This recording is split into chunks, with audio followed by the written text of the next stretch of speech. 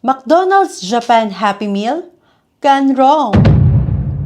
Akala mo laruan, pero wala.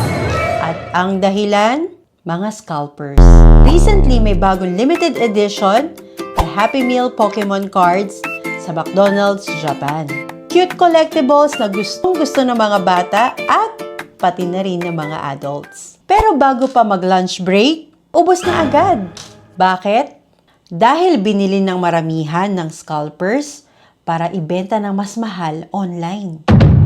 Ang dating 500 yen, umaabot ng 5,000 to 12,000 yen sa resale sites. Hindi lang ito sa McDonald's nangyayari. Sa Japan, kahit sa mga ordinary Pokemon cards, concert tickets, at limited edition merch. Problema rin ang scalpers. May mga reports na bumibili ng Happy Meal sets in bulk.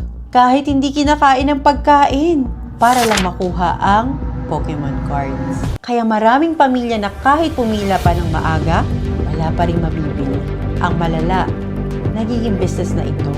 May ilan pang gumagamit ng automated systems o nagpapadala pa ng grupo para mas marami pa silang makuhang stocks. May ilang hakbang na ang McDonald's Japan para maiwasan ito. Limitado na sa isang customer ang pagbili ng Happy Meal toys. Random toy distribution para hindi makuha ng scalpers ng isang specific na design.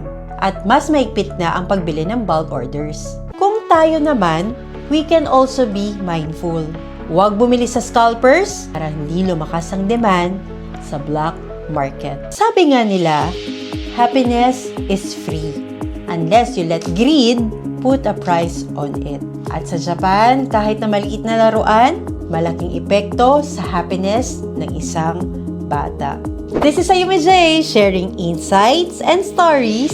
Let's explore more about Japan together.